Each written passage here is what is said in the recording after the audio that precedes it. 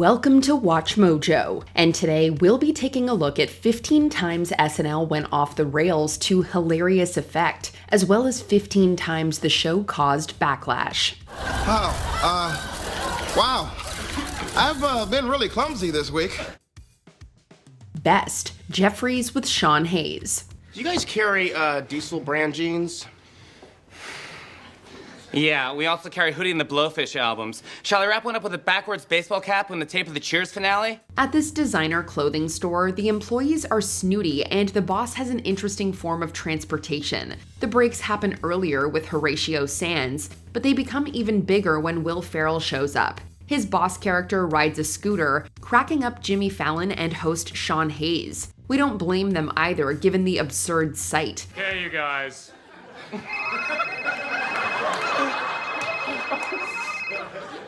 Hold on. As Farrell prepares to say his lines, his accessories only provide more chances for giggling. This fashion skit is chock full of some outrageous moments that break up the ensemble. Fallon almost guarantees that they keep happening, unable to keep a straight face for long. We're going to the Dolce & Gabbana show. How fast can you have your bags packed for Milan? I've got my Jack Spade bag packed already. Worst, the White Lotus parody. A joke might seem harmless, but when you're the target, it can hit pretty hard. In April 2025, SNL aired a political parody on HBO's hit show The White Lotus, but one part didn't sit right. Hello, Earth to Donald. It's your wife, Melania. Are you okay? Huh? Oh, yeah, sorry. In it, Sarah Sherman plays Amy Lou Wood's character Chelsea with ridiculously large fake teeth and an over-the-top British accent. What if we took all the fluoride out of the drinking water? But what would that do to people's teeth? Fluoride?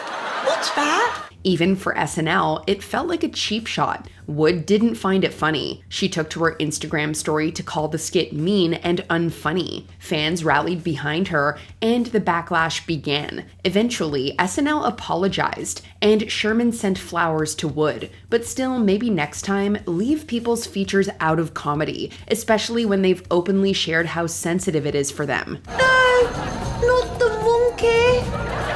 Best, Dr. Beeman's office. Test results. Very good to see you. Please have a seat. So how is our baby? Well, I don't want to keep you in suspense here, so we'll just get right into it. Hold on. In any number of sketches, you might be asking yourself how an idea came about. This is especially true for this medical scene. Lines and insults come out of nowhere, with Tim Meadows showing up to do a comic dance. There's absolutely nothing I can do for your son, but I can do the robot. That'll be $5,000. Will Ferrell and Molly Shannon both break after an amazing depiction of the robot. While the skit ends up being even funnier, we're not sure if this ever could have been normal. The all-around Trainwrecks certainly deserves a watch for how spectacular it is. Ferrell's superb acting only enhances the experience, giving this chaotic premise another North Star. I forgot I had him with me. Then I met some friends for a beer. We went to a Bodines concert. And son of a Vondruk, if I didn't leave him at the concert hall. Worst, Alec Baldwin versus the Scouts. Canteen Boy was a recurring SNL character in the 90s, played by Adam Sandler as a clueless man-child who never outgrows the Boy Scouts. Canteen Boy, come over here. Hang on a sec, fellas. I got a bit of a situation over here. You can relax, Canteen Boy. That thing's made of wood. So it is. During one Valentine's Day episode, hosted by Alec Baldwin, things got weird. Alec plays Mr. Armstrong, a scoutmaster who flirts and makes suggestive moves toward Canteen Boy, all played for laughs. I'm sorry, Canteen Boy. My beard is scratchy, isn't it? No harm done.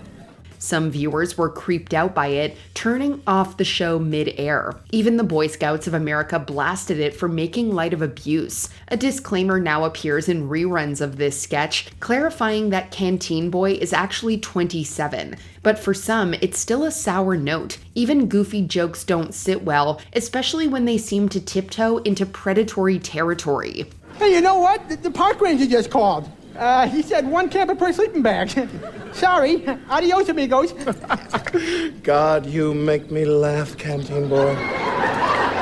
Best, extremely stupid. As a matter of fact, you're extremely stupid. Well, you're right, Fern, and I'm proud of it. During the earlier years of Saturday Night Live, you might not see as many big character breaks. 5-timer host Candice Bergen helped give the show one of its first notable fails. Bergen is supposed to be the smart one in this sketch, with Gilda Radner playing stupid. The guest host ends up flubbing the name of Radner's character. Well, that's because you poured it in your purse, you see. Oh! You're not too bright, are you, Fern? I mean, whatever your name was. Things get even better when the dialogue continues, with the performers showing just how much the skit has gone wrong. You could easily argue that this made the sketch 5 times funnier. In the end, Bergen doubling over with laughter gives this scene another iconic visual. Extremely stupid people are discriminated against all the time. And I should know, and so should Fern, because we are extremely stupid people. Worst, Charmin Bears. How wild is it that SNL dropped Charmin Bears just months after a YouTuber did almost the same thing? Honey, everything okay? No itches, no scratch.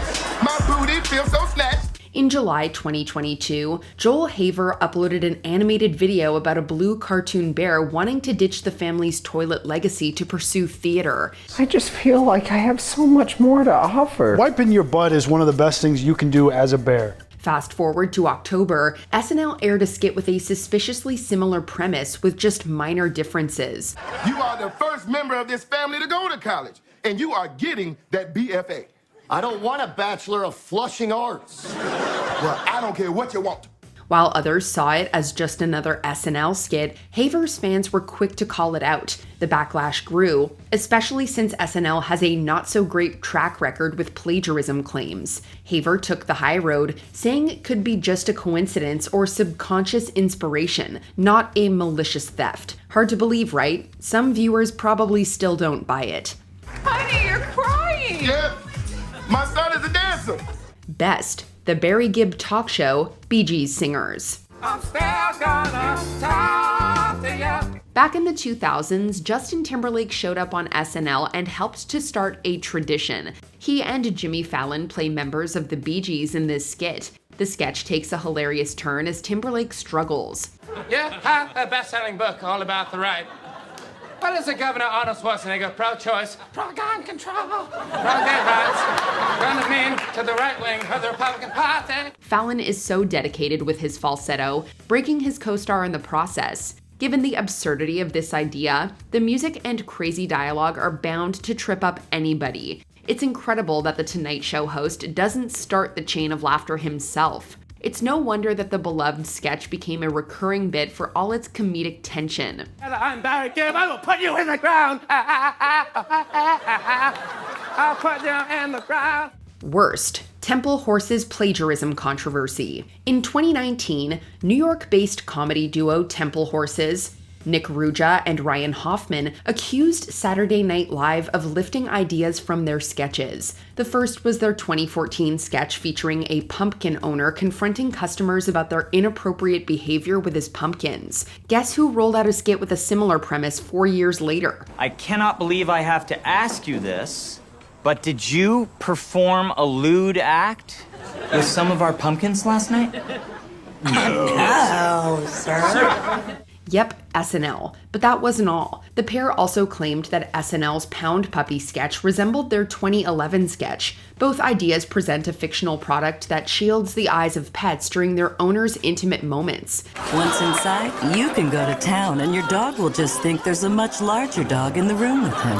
When Ruja and Hoffman's lawyer sent a letter to NBC highlighting the similarities, NBC claimed the ideas had been independently developed by writers. Just another uncanny case of parallel thinking, right? Your dog will smile while you doggy style. Available in the adult section of Petco. Best, Matt Foley van down by the river. Matt, come on up, buddy.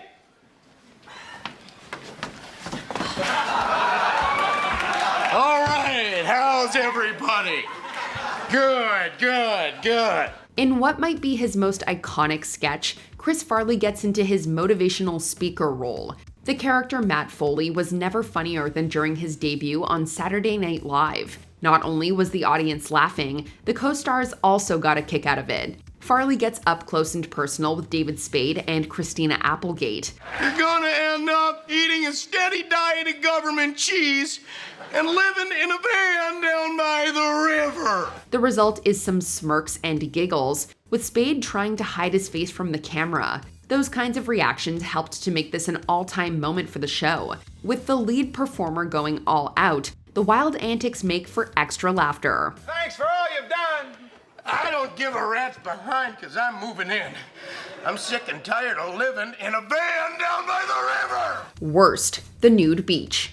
Way back in 1988, SNL aired a skit that pushed the boundary of what was acceptable on TV at the time. Come on, is this great or what, huh? I don't know, I feel a little self-conscious, Bob. I mean, I've never been to a nude beach before. Doug, come on, will you stop with this? You have nothing to worry about. In this skit, Matthew Broderick plays Doug, a newcomer to a nudist beach who feels self-conscious about his body. Meanwhile, other characters casually and repeatedly comment on each other's genitalia. So, Doug, where are you from? Montpelier, Vermont. Ooh, cold up there. Must be tough on your penis, huh? The skit even ends with a humorous song, repeating the word over and over. It was bound to ruffle some feathers, and it did. SNL reportedly received 46,000 letters, largely driven by a Christian nonprofit group's campaign. The fallout didn't stop there. The uproar also cost SNL major advertisers, proving once again that pushing buttons comes with a price. So, to those of you who missed the point, grow up. Really, come on. Best, Chris Farley as Bennett Brower. In this moment from Weekend Update, Chris Farley comes out with ready-to-use air quotes. Well, maybe I don't look the part. I'm not svelte. His character, Bennett Brower, delivers his commentary with lots of emphasis and self-deprecation. The key moment comes when Farley prepares to lift off, but his wires get caught. Kevin Nealon then has to help his co-star out of a bind. Look at Kevin! But I'm doing something! Please! I have a weight problem. Can't they lift me? The lead performer improvises through it all, making this even funnier. Even Nealon has to laugh as he and the crew come to the rescue. All of the mistakes make this even more memorable, with Farley's eventual flight packing even more of a punch after the build-up.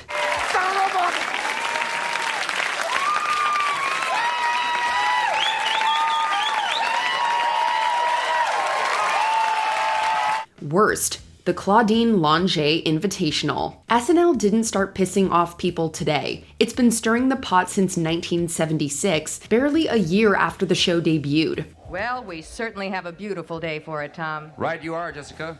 One of its earliest scandals came from a sketch poking fun at Claudine Longet, a French pop star accused of shooting her boyfriend, a ski legend. In this skit, skiers tumble down slopes while Saturday Night Live announcers jokingly blame each fall on Longet's accidental shots. He's a little... Uh-oh, he seems to have been accidentally shot by Claudine Longet. Around that time, Longet had just received a 30-day sentence for accidentally killing Spider Savage. The public was outraged, and SNL dove right into the drama. Longet's lawyer didn't find it funny. He sent SNL a cease and desist letter, and the sketch show was forced to offer its first on-air apology. Oh well, this has been Tom Timon. And Jessica Antlerdance. Here in Vail, Colorado, at the Claudine Longet Invitational. Ski shooting, that's very funny. Best, Inside the Beltway. This skit features a mishap that rarely happens on SNL. In the middle of the sketch, a stagehand walks out before her cue. This gets cast members like A.D. Bryant laughing for the rest of the sketch. He gonna win. Even a well-oiled machine like Saturday Night Live runs into problems, with this one being a funny glimpse at the behind-the-scenes talent.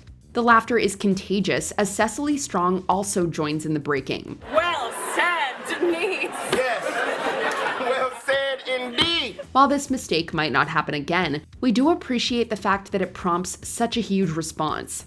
The scene probably wouldn't be remembered if not for this funny misstep. Go to commercial!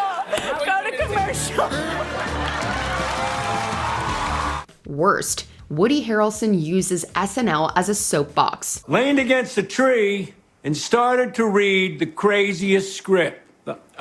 Okay, full disclosure, I smoked a joint first.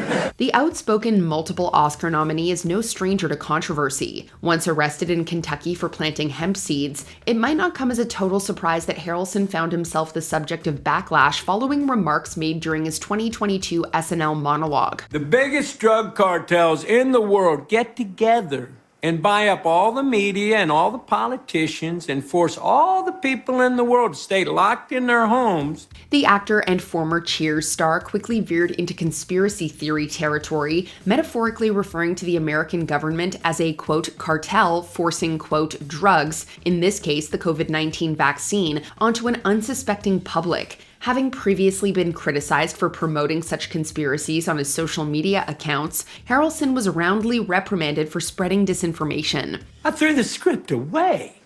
I mean, who is gonna believe that crazy idea? Being forced to do drugs? I do that voluntarily all day long. Best, Hollywood dish with Scarlett Johansson.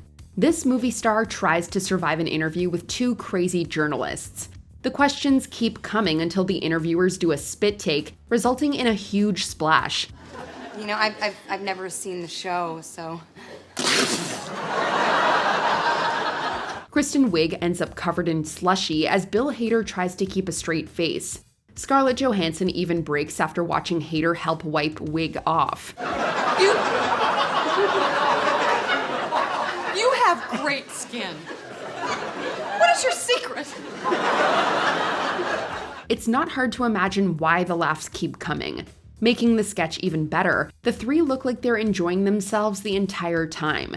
The drink definitely makes this skit even more hilarious, letting the wild physical comedy take over. Thank you for a junky time. Oh, she was cool. Is so cool. Cool He's chick. like, I want to hang out with her. Laid back. Oh, so laid back. Laid back. Oh. Worst, ISIS recruitment sketch. Well, this is it. You need any help with your bag? No, that's all right. I got it. How about some walking around money? Dad, it's okay. Did anyone see where this one was going when they first saw it? Host Dakota Johnson and SNL cast member Taran Killam play a dad-daughter duo. Killam is seemingly dropping Johnson's character off at college in a parody of a 2015 Super Bowl ad for Toyota. You be careful, okay? Dad, it's just ISIS. When a truck full of arms-toting ISIS militants pull up, it's pretty clear that Johnson's not going to college. SNL audiences didn't quite warm up to this absurd, heightened spoof that leans heavily into dark comedy. The sketch was roundly criticized by social media users, with one person writing on Twitter, now X, quote, "I say this as a lifelong SNL fan. The ISIS commercial was in poor taste. Scratch that, horrible taste." Take care of her. Death to America. Best, court show. Providing chaos to this premise, dogs don't always do what they're supposed to do. Cecily Strong's judge tries to keep order despite one unruly co-star. She holds a puppy while delivering lines, but laughs as the pet loses it. Well, let me tell you something. The dog park is a place for fun and tolerance. This enjoyable and off-script moment gives the skit the edge it needs. There's already a legion of canines here, but one in particular provides this scene with an entertaining mistake. Now, she rides around in a little football helmet. Okay? Think about that. It's honestly surprising that there isn't another problem, given all of the other four-legged stars. In the final minutes, Strong breaks once more after all of the initial craziness. We kind of wish they'd bring back more animals just to try this again. Thank you. Ooh, yep, I knew it. Sorry to say, the jury has sentenced you to death. What? Yeah, it seems extreme, but this is dog court. Worst, when Down syndrome was the punchline. You know what this song reminds me of? What? My dad. Humor works best when it is at the expense of someone else. So over the years, Saturday Night Live has poked fun at nearly everyone. Still, why Down syndrome? He was running in the grass and chasing squirrels. The Danny song skit centers around a group of friends sitting at a bar fondly reminiscing about a few unsavory memories. It's the first day I ever thought to myself just, I have a dad, and not, I have a dad with Down syndrome. John Coleman, the CEO of the National Down Syndrome Society, wrote a scathing letter to Lorne Michaels, criticizing the sketch as insensitive and derogatory. NBC replied with an apology and thanked Coleman for sharing his concerns with them. You love crayons. In the morning when I rise. Best, massive head wound Harry. Dana Carvey's character walks into this sketch with a bad injury. He has a prosthetic on to mimic the wound, but then a pet gets a hold of it. He probably smells my dog. The canine almost rips off part of the headpiece as Carvey tries to keep it. With the audience losing it, this happy accident is just plain fun to watch.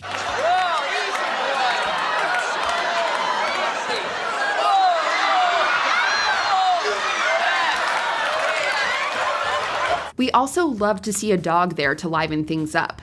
The lead actor also manages to work through the mistake while staying in character. Teetering between professional and unprofessional, this skit is exactly what you need to cheer yourself up. No, that's right. You can have it. You can have it. Thanks! This has been Massive Head Wound Harry. Worst, Tiger Woods sketch mocking domestic violence. Those who have supported me over the years, I offer my profound apology for these multiple transgressions. Multiple?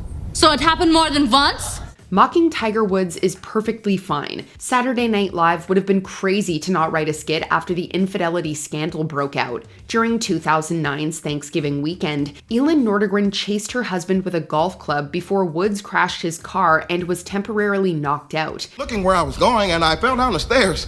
I was disoriented from the fall, so I stumbled to the other side of our house, and I launched myself through a plate glass window.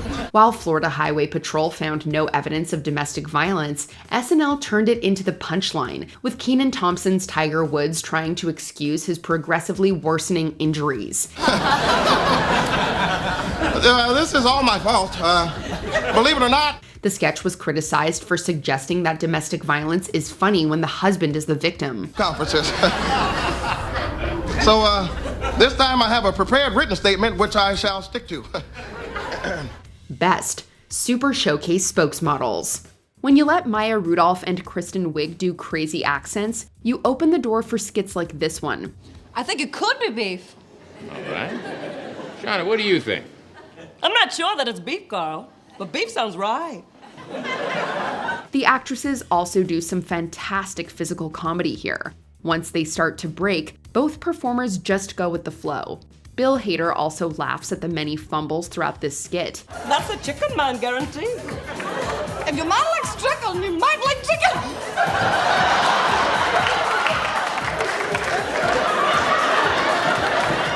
Rudolph and Wiig crack each other up as they show off prizes, making every second that much better. These all-stars steer the scene to a close with golf cart crashes and hilarious surprises. Regardless of the mistakes, this still ranks among the performers' finest sketches. It's always time for close and broke clocks.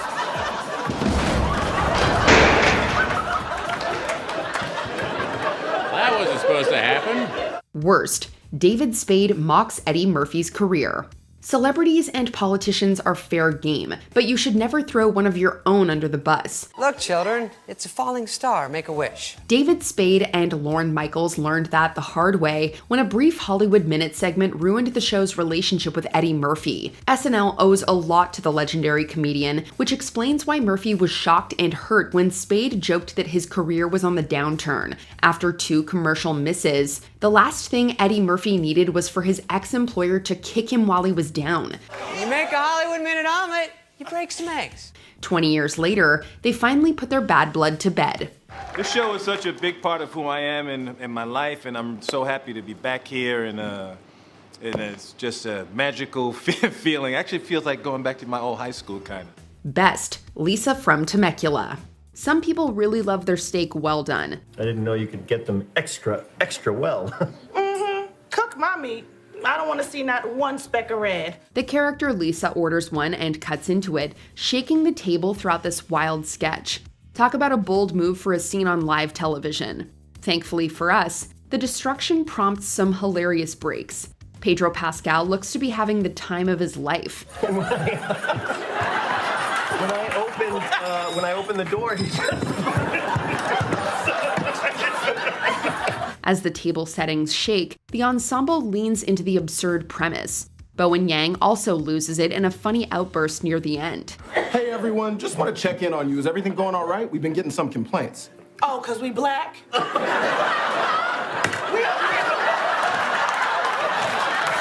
Everything that goes wrong helps to make this yet another shining example of a beautiful disaster. Worst, laughing at a New York governor with a visual disability. Here to publicly address the issue is New York Governor David Paterson. Over the decades, Saturday Night Live has supplied great satire on America's political system, but their Governor Paterson sketch is not one of them. Since the politician is legally blind, Paterson does require assistance with some tasks, but is otherwise self-sufficient. SNL portrayed the governor as a Mr. Magoo-type character, stumbling into and ruining a few different skits. If you don't believe me, take a look at this graph that I got here. Now, as you can see... The governor was not pleased with the gag, explaining that it perpetuates the stereotype that the visually impaired cannot carry out even the most basic of functions. Whoever is appointed senator must, like me, be caught totally off guard and be comically unprepared to take office. Best, Close Encounter. This sketch features Ryan Gosling doing what he does best on SNL. He loves to laugh, and Close Encounter puts him to the test. The actor listens to Kate McKinnon's character give absurd speeches, eventually losing it. Did y'all get the knocker stuff? No knocker stuff, sorry. You can see the other cast members all distracted by their fellow performer. It makes the script more difficult to get through, but it also gives the skit massive replay value. Look, it wasn't my worst Wednesday night. And how did the aliens return you all to Earth? Oh, I was carried down gently. He's crying. McKinnon's dialogue is so crazy that it's surprising nobody fell over laughing. By the end, Gosling can barely get his lines out as he tries to stop giggling.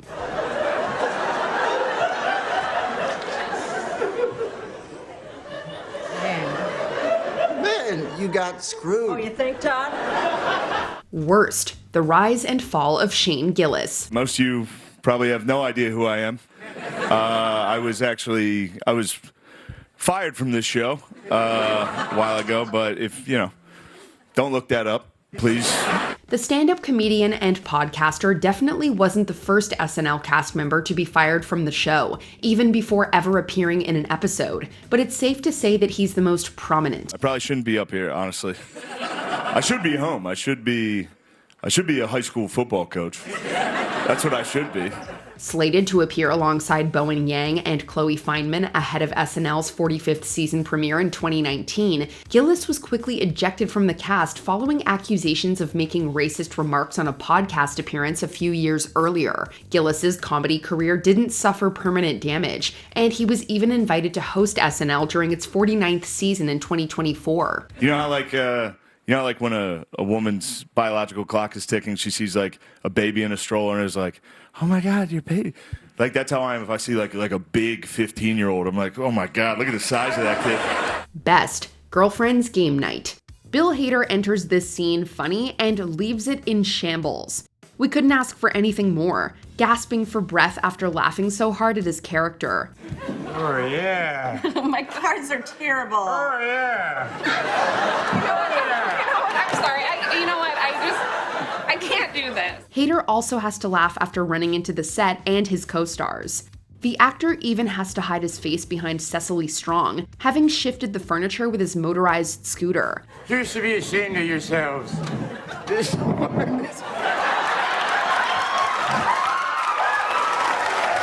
Lauren is her friend. She always dreamed of being a mom. It's a ridiculous premise to begin with, but the result couldn't have been more hilarious. You couldn't have written a better way to throw this scene a curveball. Luckily for the audience, standards and practices didn't shut this down before it got to air.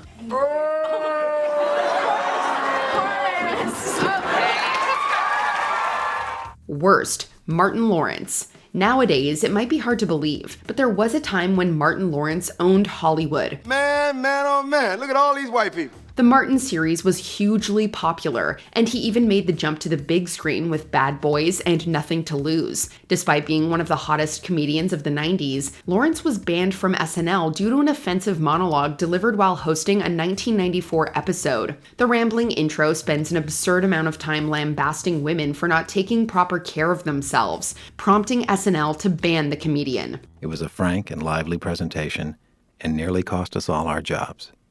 We now return to the conclusion of Martin's monologue. Before we continue, be sure to subscribe to our channel and ring the bell to get notified about our latest videos. You have the option to be notified for occasional videos or all of them. If you're on your phone, make sure you go into your settings and switch on notifications. Best, Debbie Downer Disney World. Debbie Downer is a recurring skit, but most people remember this particular version. It's easy to see why, because this is a straight-up catastrophe. You couldn't ask for more of a chaotic fail than this one, prompting some of the most laughter by an ensemble ever. We may never know how many people perished.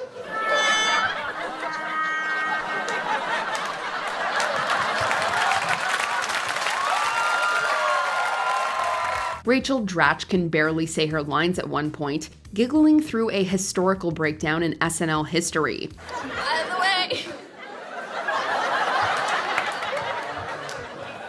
the way, it's official. I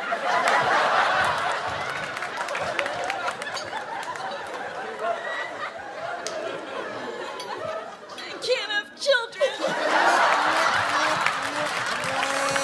It's so much fun that you can never watch it too many times.